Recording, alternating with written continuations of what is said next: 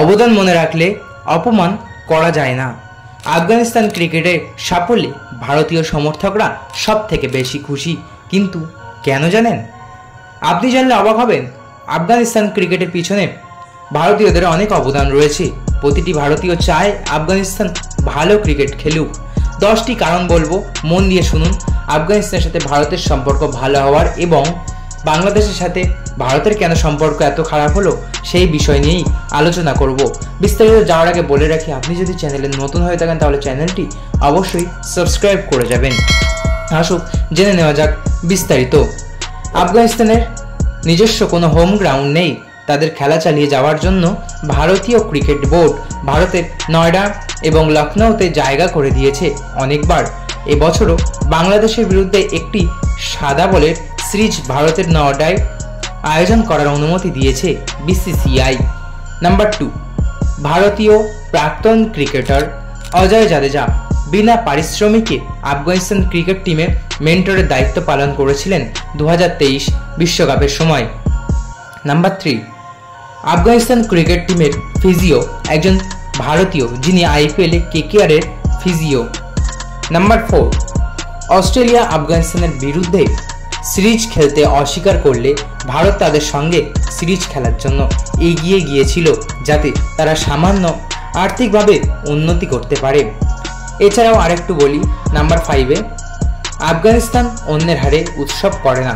আপনারা জানেন পাশের দেশ অর্থাৎ প্রতিবেশী দেশ বাংলাদেশ নিজের হারে অর্থাৎ ভারতের হারে তারা উৎসব পালন করে।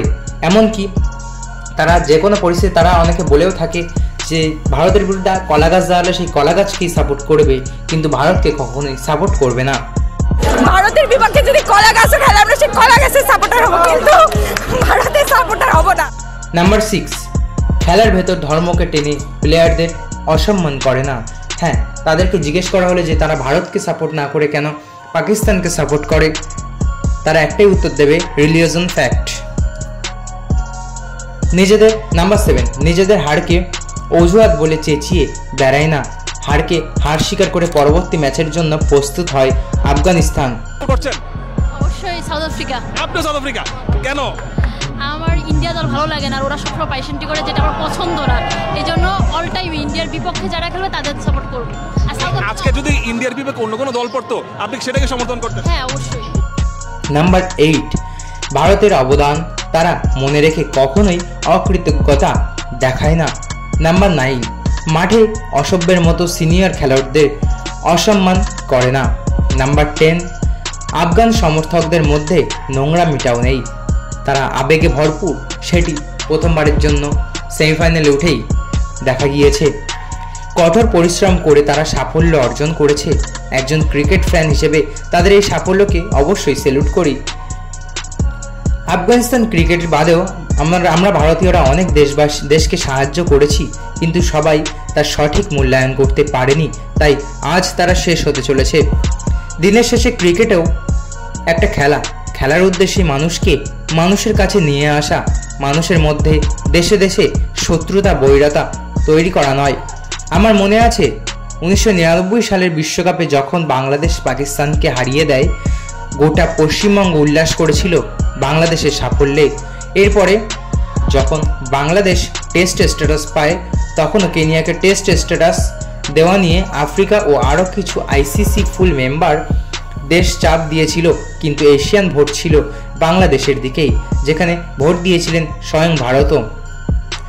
এবং সবচেয়ে বড় ব্যাপার, ডালমিয়া বাংলাদেশের পক্ষে ভোট দেবার কারণ হিসেবে বলেছেন, বাংলাদেশের ক্রিকেটের একটা বড় আবেগপ্রবণ দর্শকের বেস আছে, যারা ক্রিকেটের প্রসারের জন্য অনেক বেশি উৎসাহিত হবে কেনিয়ার বদলে। 2007 সালে বাংলাদেশ যখন ভারতকে হারিয়ে দেয় এবং ভারতের বিশ্বকাপ অভিযান শেষ হয়ে যাবার একটা বড় সম্ভাবনা দেখা দেয়, যা কদিন বাদে বাস্তবায়িত হয় শ্রীলঙ্কার কাছে হেরে, তখন আনন্দবাজারের হেডলাইন হয়েছিল 11 উজ্জীবিত বাঙালির হাতে চুরমার ভারতের বিশ্বজয়ের স্বপ্ন। সেই বাংলাদেশের সঙ্গে 2015 সালের পর থেকে পশ্চিমবঙ্গের বাঙালিদের সম্পর্ক খারাপ হতে হতে আজকে এই জায়গায় এসে ঠেকেছে। সব ক্ষেত্রেই নিজেদের ব্যর্থতাকে ভারতের চুরি, বিসিসিআইয়ের চুরি, ক্ষমতা আস্ফালন হিসেবে দেখতে দেখতে এমন কিছু রিচ প্রত্যাশী মিডিয়ার বানানো খবর বিশ্বাস করতে করতে বাংলাদেশি ফ্যানরা আজকে নিজেদের হাস্যকর জায়গায় নিয়ে গেছেন। খেলায় অর্জন কিছুই নেই, কিন্তু মৌখিক আস্ফালন 16 আনা।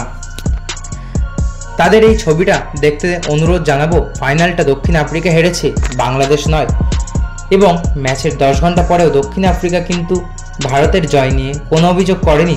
মার্করাম বলেছেন হারলেও তিনি দলকে নিয়ে গর্বিত টুর্নামেন্টে এত ভালো পারফর্ম করার জন্য।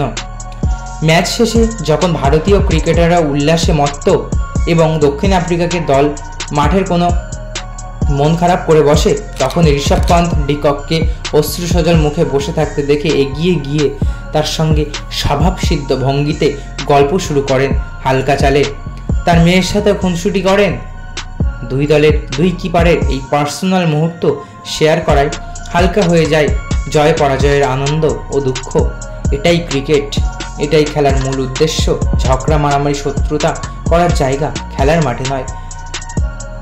আপনি জানলে অবাক হবেন, যখন ডেভিড মিলার ম্যাচটিকে এগিয়ে নিয়ে যাচ্ছিলেন তখন সূর্যকুমার যাদবের অনবদ্য ক্যাচ নিয়ে ম্যাচে ফেরে ভারত।